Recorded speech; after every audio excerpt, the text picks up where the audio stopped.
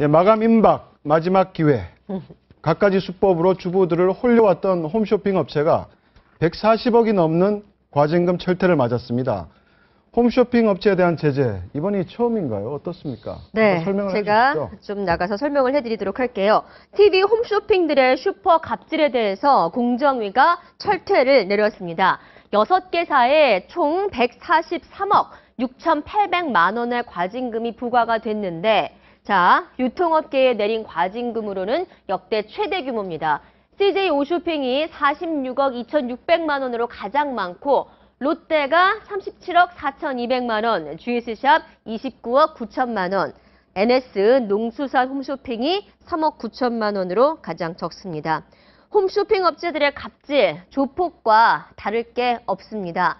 자, 사전에 어떤 약정도 없이 판매 촉진 비용, 납품업체가 해결해라 라고 하면서 한 쇼핑업체는 판촉 비용을 99.8%까지 납품업체에 부담을 시켰습니다. 146개 납품업체에 총 56억 5,800만 원을 내라고 했다고 합니다. 자, 여기에다가 더 이자 떼먹기 아니면 뇌물 받기 같은 것은 여전히 업계에서 공공연하게 이루어지고 있습니다. 이른바 군기잡기라는 횡포도 있다고 합니다. 자, 보시면 다른 홈쇼핑 업체와의 거래 내역을 요구를 한다는 거죠. 매출이 저조하면 수수료를 더 떼어가는 것은 물론이고요. 다른 홈쇼핑 업체에 얼마나 더 팔고 있는지 같은 내역을 요구를 한다는 겁니다. 또 전처 생활비 그리고 아버지 도박빚 같은 말도 안 되는 이유로 회사 대표부터 중간 간부까지 납품업체들로부터 돈을 갈취한다고 합니다. 분명 조폭과 다를 바가 없어 보이죠. 자, 홈쇼핑 볼 때마다 항상 등장하는 이 문구 잘 아시죠? 상담원 연결이 어렵습니다.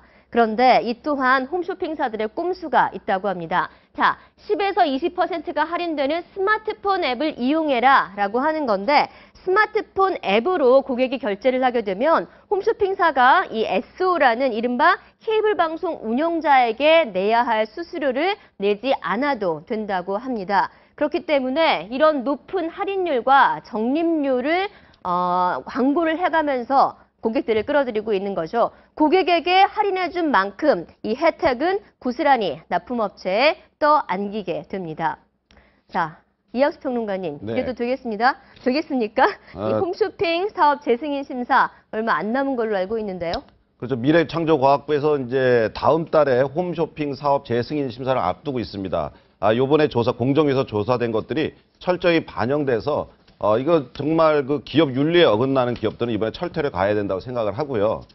저는 한 가지 좀 아쉬운 게 CJ 오쇼핑에 46억, 롯데에 37억에서 이번에 한 50억 정도 되는 과징금을 부과했는데, 과연 과징금만으로 이 문제를 해결할 수 있느냐 하는 네. 의문이 앞섭니다. 네. 왜냐하면 지금 그 홈쇼핑들은 수백억, 수천억의 막대한 수익들을 좀 거두고 있거든요. 네. 그럼 막대한 수익을 거두고 있는 사람들한테 몇십억 정도의 과징금으로 과연 이것을 안 하도록 근절시킬 수 있겠는가 하는 것은 좀 의문이 있고요. 공정위에서 보다 좀 엄격하게 관리를 해서 아까 같이 뇌물수수 같은 부분들은 반드시 검찰에 고소를 해서 검찰에 고발을 해서 검찰에서 직접 압수수색이라든가 이런 걸 통해서 면밀히 정확한 어떤 비용들을 확보해내서 이 사람들을 처벌해야 되지 않나. 그래서 이것이 다시는 재발되지 않도록 어떤 방안들을 강구해야 된다고 생각합니다. 그러니까 미래부에서 재승인 심사 기준으로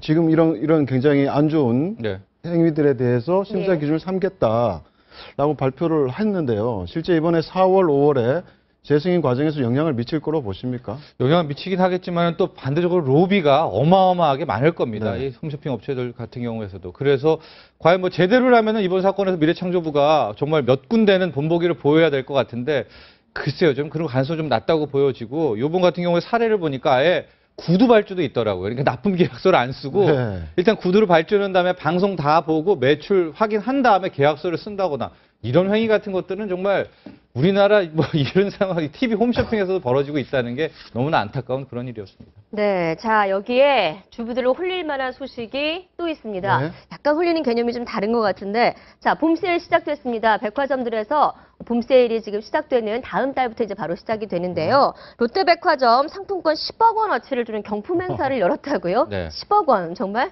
꽤 큰 어마어마한 금액입니다.